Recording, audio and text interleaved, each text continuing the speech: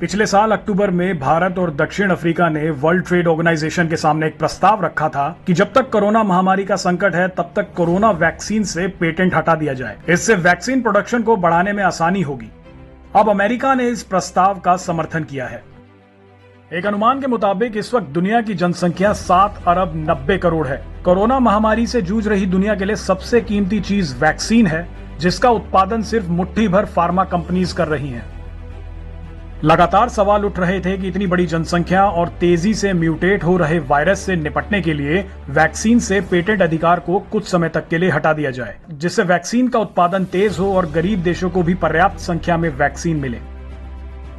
भारत और दक्षिण अफ्रीका के इस प्रस्ताव को 65 देशों का समर्थन मिला, जबकि अमेरिका, कनाडा, ब्रिटेन और दूसरे यूरोपीय देशों ने न सिर्फ वैक्सीन की जमाखोरी की बल्कि जरूरी कच्चे माल की आपूर्ति में भी अड़चनें पैदा की। लेकिन अब अमेरिकी प्रशासन ने वैक्सीन पर पेटेंट सुरक्षा अस्थायी रूप से हटाए जाने के प्रस्ताव का समर्थन किया है।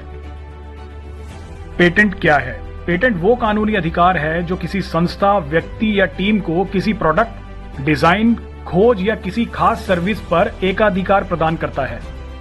अगर यह पेटेंट हट जाता है तो फार्मा कंपनीज को वैक्सीन का फॉर्मूला साझा करना होगा, जिसके बाद कोई भी कंपनी जिसके पास आवश्यक तकनीक और आधारभूत संरचना हो वो टीके का उत्पादन कर सकती है।